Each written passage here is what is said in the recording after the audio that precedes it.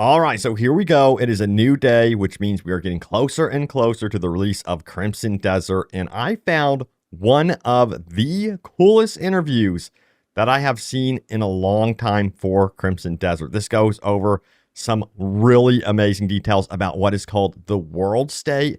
So, in Crimson Desert, you're probably wondering, do things keep going and flowing, I guess you would say, even if you're not seeing it in front of you? This is a big question. Does life keep moving forward? And what happens with world states as they change? How does it influence factions and things like that? We're going to talk about all of it. And also, I don't usually do this often, but I need your help today, guys. I need to hit 100 followers on TikTok.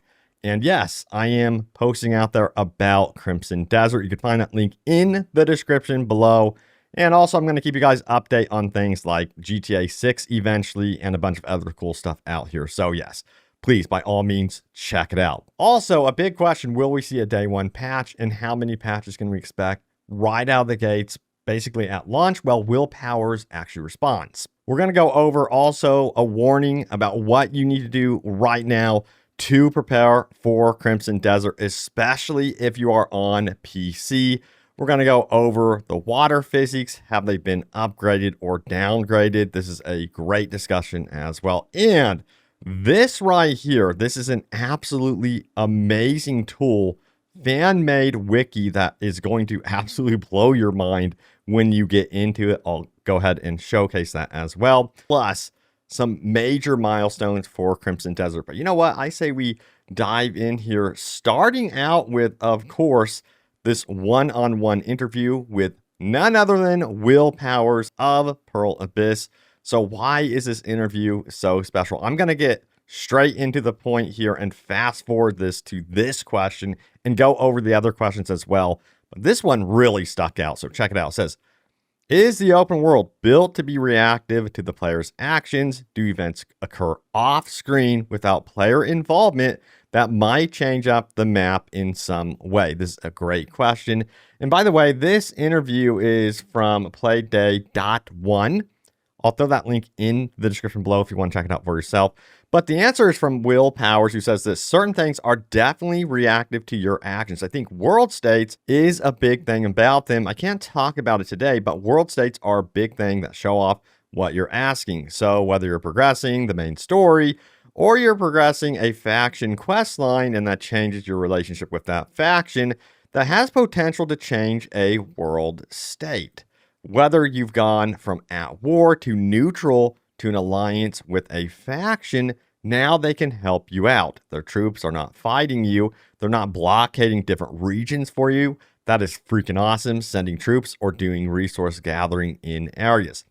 So those faction relationships influence the world state, and that's more than just what's happening directly on your screen. That's like a big overall world state for the map. Certain main quest lines will trigger changes like that, but the world is living and breathing. It's made to feel like that. That's really important, and I think that that's one thing that the developer has a strong pedigree for when you look at their history of developing these massive open world games that are meant to sustain you for years and years. And this is like getting me extremely excited. I'm not going to lie, kind of gets me as hyped as the time when, Skyrim was releasing. That's how excited I'm getting for this game. And the interview goes on to ask about, yes, a day one patch. So the question is, what would the focus of the team generally be at this point when the game has gone gold, of course? So Will responds saying, it's exactly what you just said. It's on optimization. It's a polish and optimization period, which is completely typical of any other development. I see the internet and I see, not like in a matrix sense of I see the internet, but I see the comments on the internet of, oh my God, I don't want a day one patch. Yes, you do. You want the day one patch because that's optimization. That's better performance. That's bug fixes. That's everything that you want to ensure that you're going to have a smoother experience. And that's what the game, what the dev team is continually focused on between now and launch and post-launch, is going to continue to make the game and the experience, the playable experience, as good as it possibly can be. So there's your answer. Looks like you can expect a day one patch for Crimson Desert. Let me know how you guys feel about that, these day one patches, or do you feel like, hey, the game should ship like perfectly fine?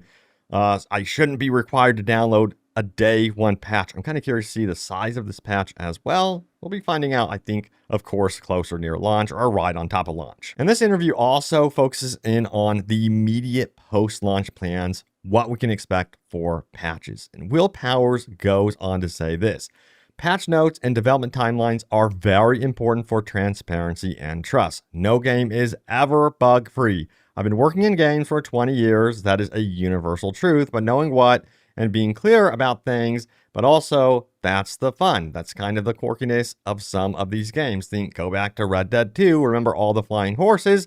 That added an absurdity that actually probably made that game even better. I know the developers have spent long, hard hours and years making the game at launch to be the best it possibly can be, and will continue to improve on that post-launch. I think that the most important message here is that the beauty of the game industry now is that games only get better with time. So yes, I told you guys beforehand, expect some bugs, glitches, and things like that. That seems like it is going to be very much the case with Crimson Desert right out of the gates, and they will be doing patchwork post-launch. And it seems like with that patchwork, though, we should expect some details, some patch notes to be rolling out and what they plan to update and that sort of thing. Also, yes, a bit of a warning here. If you are on PC, you're going to want to prepare because the GeForce Game Ready driver is available right now for Crimson Desert. And yes, Death Stranding 2 on the beach. Is anyone getting Death Stranding 2 on the beach on PC? Let me know. So yeah, go ahead and grab that. It's going to have a lot of cool stuff that you're going to want to have access to, and it's going to make the experience, the graphical experience, hopefully smoother when you play Crimson Desert on PC. And you guys have known that I've talked about motivation when playing these big open world games.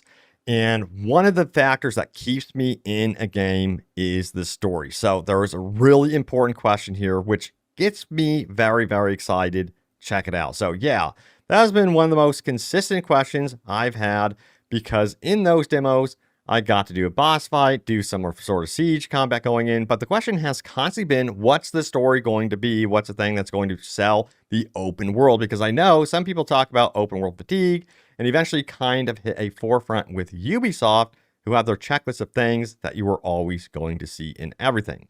Here's the response: the Assassin's Creed Far Cry formula that defined modern open world games with Assassin's Creed 2.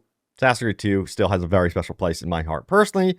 It basically wrote the formula for open world, and then they use it across their open world games to great success.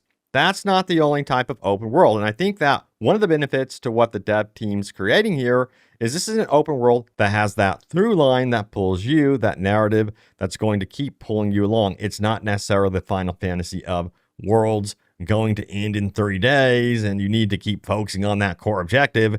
You're like, but I want to help this villager over here. It's not necessarily that. It's creating a world that you want to get lost in and you want to get distracted by. And he, of course, talks about one of the core drivers about finding out who is Cliff. But here's where it kind of gets interesting. It says, there's something much bigger going on that affects not only you and the gray mains, but the fate of the entire continent. So that's kind of what's pushing you forward.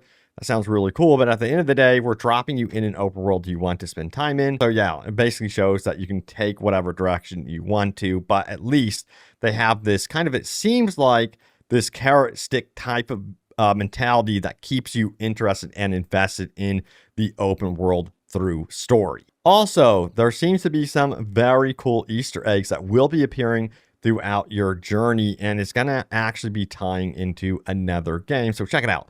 I'm curious, with it being the same publisher as Black Desert Online, let me know if you guys ever played Black Desert Online or not. Was there any crossover? Were there any noticeable things taken from one into this as the team transitions into what is a gigantic sounding single player game?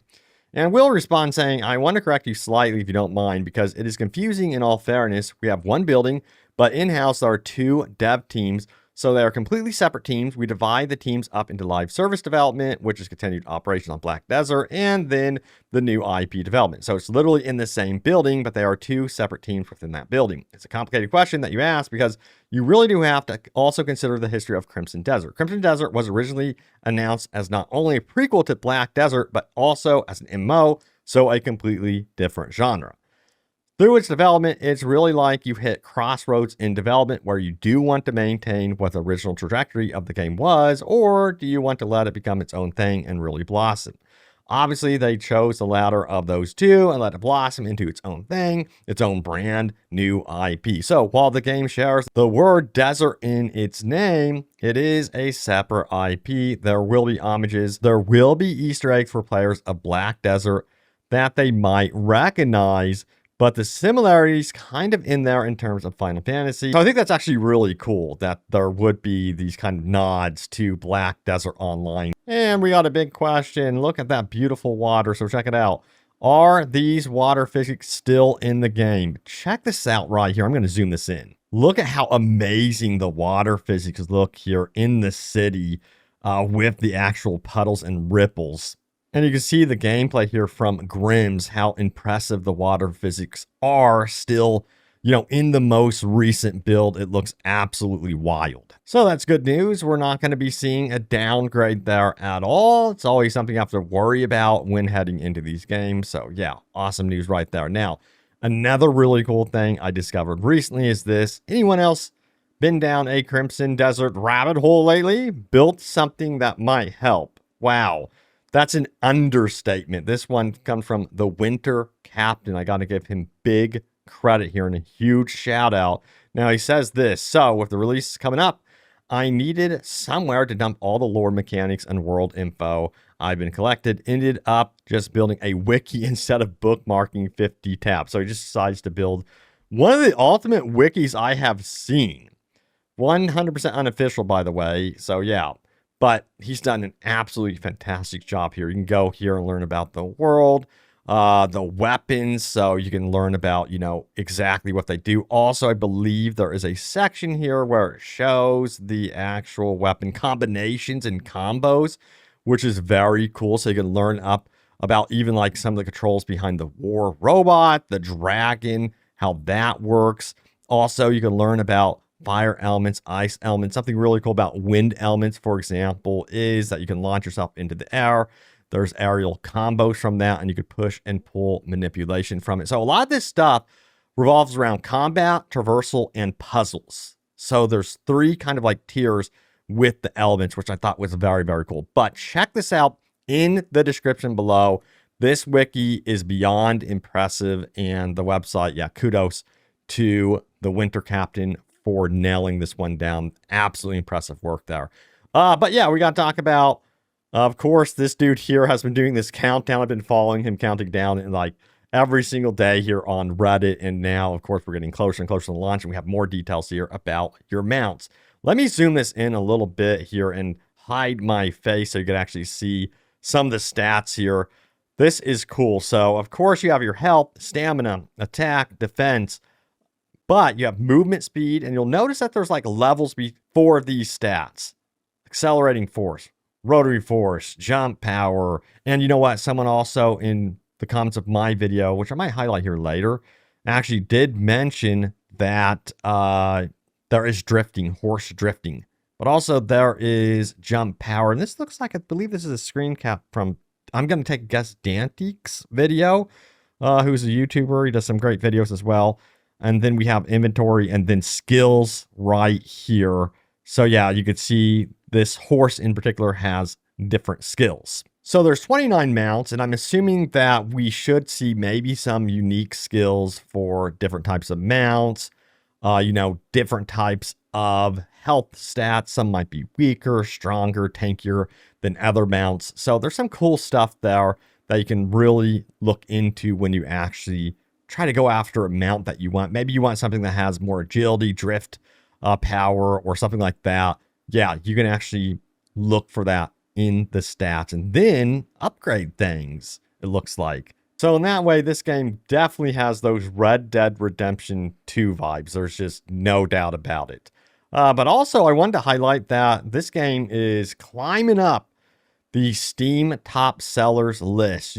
Previously I reported that, we were at, I think it was number 8, and we're making the climb. We're already at number 3 for Crimson Desert.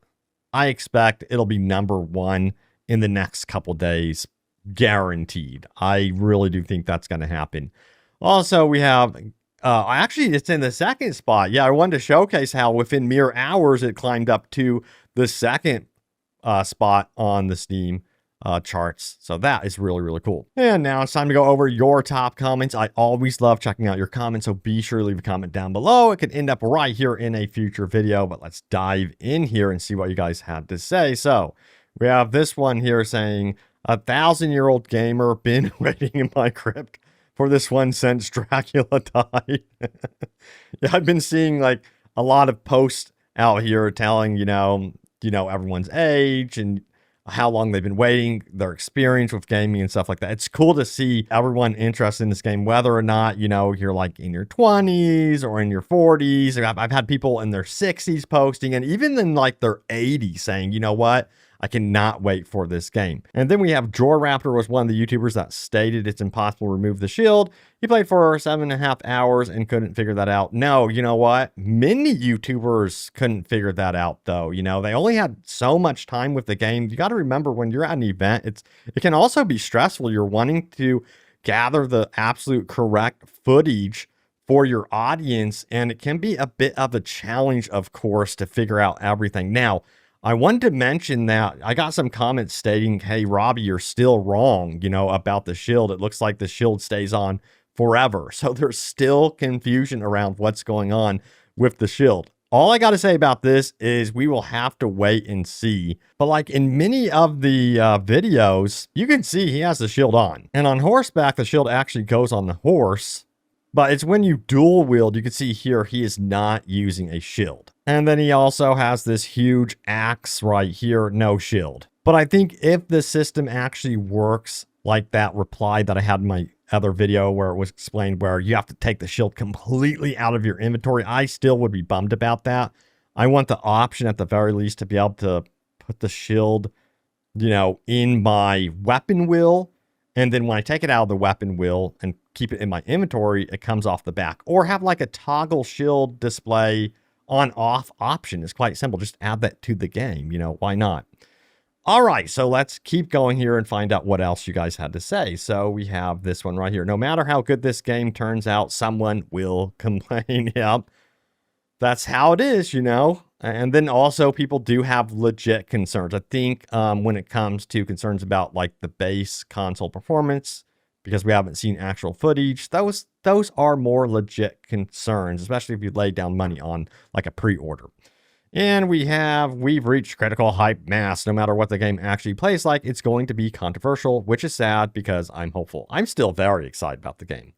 Although I'm a little bit worried about some things, overall, I'm very excited because this team, Pearl Abyss, has been very, very transparent about what this game actually is, and more importantly, what it isn't. But yeah, there it is. The latest happenings around Crimson Desert. Thank you guys so much for the love and support and all the comments. And remember, please, by all means, check out my TikTok. I am posting there and keeping you guys in the know and updated about all things Crimson Desert. I'll throw that link in the description below. It might be a top pinned comment, what have you, but would love to have you guys out there and help me hit 100 followers and see if we can do it. But yeah, guys, thanks again. Stay tuned for more, and I will see you all next time. Take care.